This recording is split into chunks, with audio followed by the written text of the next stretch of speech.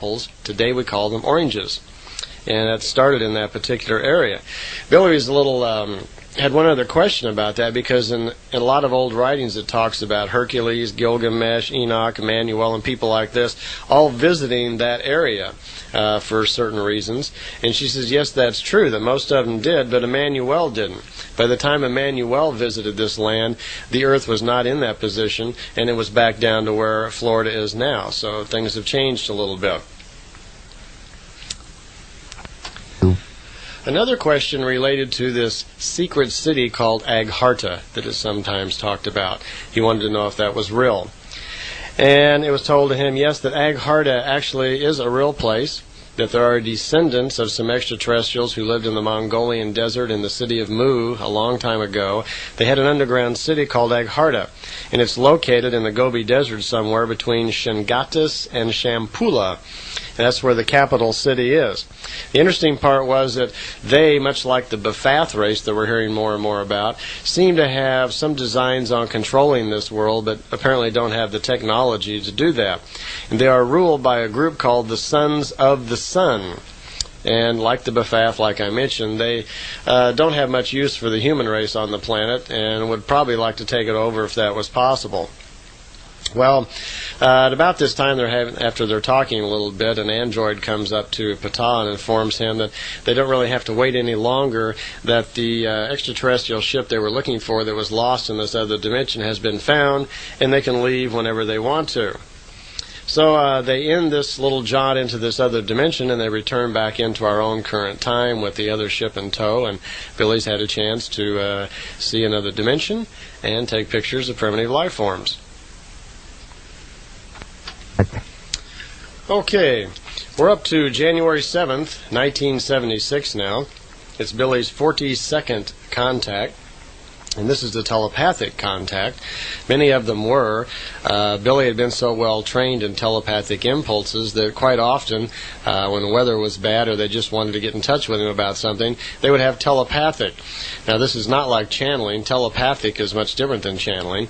So, matter of fact, Billy has little regard for channeling. He regards that as just kind of like self-induced meditation, euphoric meditation. So he says there's quite a bit of difference. Well, this is a telepathic contact, and primarily it's from Quetzal, the base commander, because for a week or so before that, he'd been warning Billy that someone was going to take a shot at him, that there was going to be an attempt on Billy's life. Okay? Well, it did happen.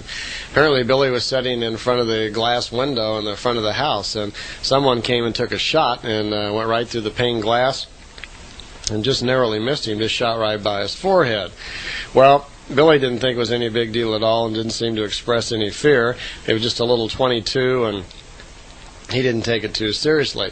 But Quetzal was making some attempt to try to find out who that was and track them down, and Billy was curious about that. He said he'd like to know, if you can find the person, let me know who it is and for what reason they might have for taking a shot at him. Also in that, when they contacted him, Billy says, well, while I've got you here, while you're willing to communicate a little bit, I have a few questions that I'd like to ask. And the questions were primarily centered around life in the Pleiades that some members of the group had wanted to ask. One of the things he asked was, on the Pleiadian worlds, when someone dies, do you have cemeteries? Do you bury people just like we do here? And they commented, well, of course we do. That is the natural way of doing things, because that way the body material itself returns back into the ground just the way that it should. The cremation was an unnatural thing, and they don't necessarily recommend it. They don't use cremation on the Pleiadian worlds. The reason was because the body fluids that stay inside of the body somehow, interestingly enough, she says, when they do that, somehow those body fluids have some relationship to relatives of the dead person who are still alive, and didn't really expand on that, so I'm not sure exactly what they mean. The other question was life on the Pleiades, do they have houses? And Quetzal and Semyasi, both who were in this conference telepathic call, were kind of chuckling at this. As of course, you don't think we live out on the ground. We have houses just like you do. The most of them are rather round or oval shaped. The interesting part is that they don't have large cities. They don't believe in congregating large groups of people. For one reason, like I mentioned earlier, that it's kind of unhealthy mentally. Most of the planet seems to be quite telepathic and very mental, very much in tune with each other's emotions. But for the most part, everybody on the planet gets an area about 100 meters by 100 meters of land to live on, and a home is provided for them. And about all you have to do to be eligible for that is to devote some amount of time, which I believe is 4 hours a day, to the society somehow in some sort of manner. You contribute to your community and things are provided for you. They don't have economics like we do. No one works for money. There is no monetary or economic system.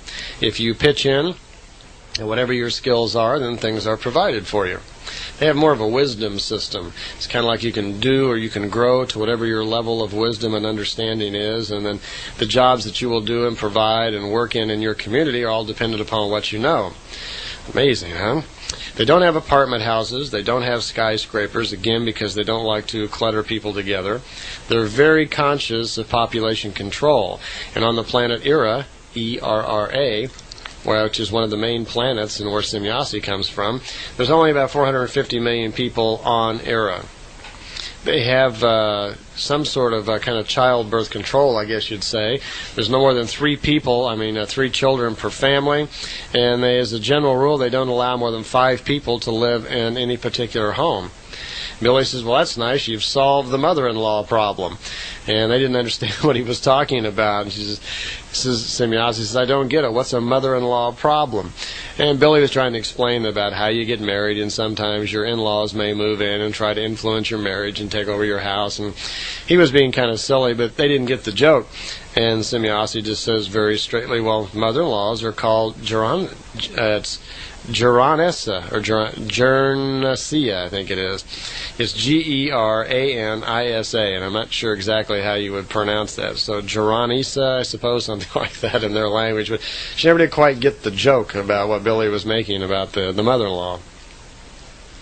The next contact was on January 27th, on the 43rd contact. This was a physical contact, and Semjase picked up Billy. And again, Semjase was explaining to Billy about people who are claiming to be contactees and who are really not. That they were very concerned that people on Earth should find out, who's really faking it, who isn't, because a lot of disinformation was going out with some people claiming that extraterrestrials were doing this or coming on behalf of a god or a religion or whatever. And she says this really isn't true. So Billy had asked her again about that, and he'd prepared a list of a number of people who had written books who were claiming extraterrestrial contact. And he wanted to know from her comments if any of these were true.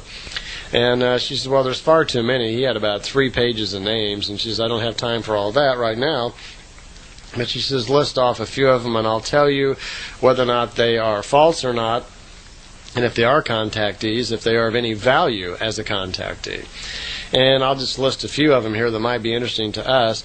There were names from contactees and people who claim to be contactees from all over the planet, different countries. But I just put a few down here that are generally related to the United States because that's the only ones that we're particularly interested in. She said George Adamski was completely false, that he had never had any contacts of any type. The whole thing was completely made up, and that all of his photos had been rigged and were just on glass plates. And I know there are a number of people who feel George Adamski was a real contactor, but in this information anyway, the Plejaren information, it states that no, he was not. Someone named Howard Menger, it just says he's of low importance. It doesn't clarify whether or not what kind of contact he may have. Someone named Bob Renaud, R-E-N-A-U-D, was of very low value, no importance as a contactee. Someone named Mirachi, M-I-R-A-C-H-I, she says that's a positive one. There's something worth listening to there. Also someone named Vinther, V-I-N.